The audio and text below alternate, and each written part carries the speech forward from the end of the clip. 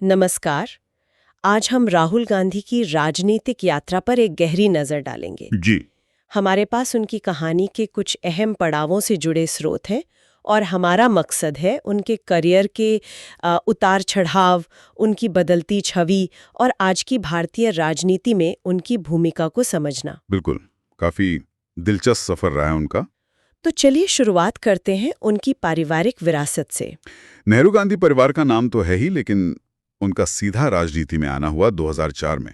हाँ, जब वो अमेठी से सांसद बने। हाँ, उससे पहले तो उन्होंने हार्वर्ड, रॉलिंस कॉलेज, कैम्ब्रिज यहाँ सब पढ़ाई दी थी। ये बात भी है कि राजनीति में आने से पहले, मतलब 2004 से पहले, खासकर पिता राजीव गांधी की हत्या के बाद वो काफी लो प्रोफाइल रहे।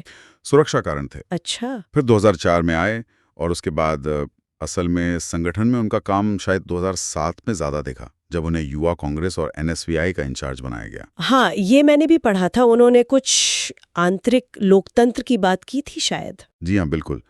पार्टी के अंदर चुनाव करवाने पर जोर दिया।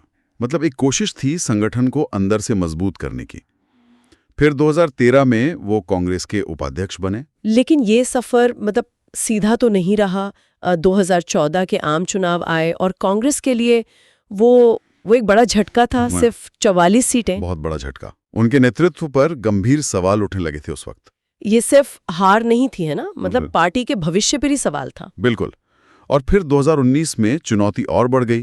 कांग्रेस बस 52 सीटों पर। और सबसे बड़ा झटका शायद राहुल गांधी का खुद अमेठी से हारना था। हाँ, वो उनकी पारंपरिक सीट मानी जाती थी। हालांकि वो वायनाड से जीत गए थे। और इसी हार के बाद उन्होंने अध्यक्ष पद से इस्तीफा भी दे दिया, नैतिक जिम्मेदारी लेते हुए। ये हारें पार्टी के मनोबल और उनके नेतृत्व दोनों के लिए बहुत भारी थीं। और इसी दौर में उनकी छवि पर बहुत बात हुई। अनिच्छुक राजनेता, पार्ट टाइम पॉलिटिशियन, ऐसे लेबल भी लगे। हाँ, काफी आलोचना हुई। ऐसा लगने लगा था कि शायद उनका फोकस नहीं है या वो इस चुनौती के लिए तैयार नहीं। लेकिन फिर एक बड़ा मोड़ आया। 2022-23 भारत जोड़ो यात्रा। ये वाकई एक टर्निंग पॉइंट जैसा लगता है, नहीं? हाँ, बिल्कुल। वो कन्याकुमारी से कश्मीर तक की पदयात्रा, करीब 4000 किलोमीटर, वो एक बड़ा इवेंट था। मकसद तो देश को जोड़ने का बताया गया था। हाँ, घोषित मकसद वही था। लेकिन राजनीतिक तौर पर उसके कई और मायने निकले।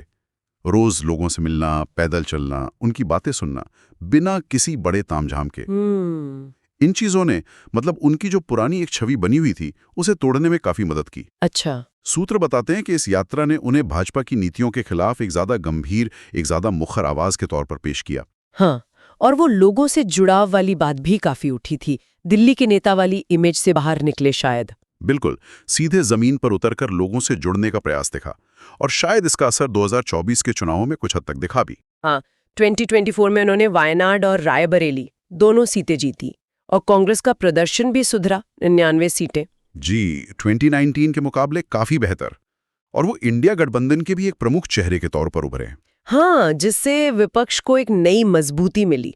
तो क्या इसे एक तरह का कमबैक कह सकते? देखिए, राजनीति में कमबैक शब्द थोड़ा पेचीदा होता है, लेकिन ये जरूर है कि 2024 के नतीजों ने उनकी और कांग्रेस की स्थिति को मजबूत किया है।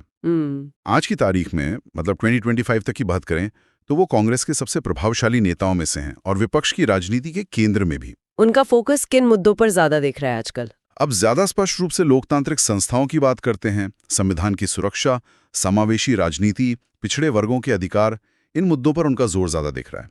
तो उनकी यात्रा ये दिखाती है कि मतलब शुरुआती हार और आलोचनाओं के बाद भी, हाँ, कि बड़ी चुनावी हारों और लगातार आलोचनाओं के बावजूद राजनीतिक प्रासंगिकता को फिर से पाया जा सकता है, अगर रणनीति सही हो और छवि पर लगातार काम किया जाए। तो कुल मिलाकर देखें तो राहुल गांधी की कहानी कोई सीधी लकीर नहीं है। इसमें पारिवारिक विरासत का वजन भी है, बड़ी चुनावी हारें भी हैं, छवि बदलने की एक लंबी कोशिश है और हाल में एक तरह का राजनीतिक पुनरुत्थान भी दिखता है। हाँ, अमेठी की हार से लेकर भारत जोड़ो यात्रा और फिर 2024 के बेहतर नतीजों तक ये एक लगातार चलने वाला सफर है, जिसमें कई मोड़ आए हैं और जाते जाते हमारे श्रोताओं के लिए एक विचार छोड़ जाते हैं। राहुल गांधी की ये यात्रा भारतीय लोकतंत्र में नेतृत्व की प्रकृति कैसे बदल रही है, राजनीतिक वंशवाद की भूमिका कितनी अहम है और क्या वाकई जनता की नज़र में बनी एक छवि को लगातार कोशिश से बदला जा सकता है, इन सवालों पर सोचने को मजबूर करती है।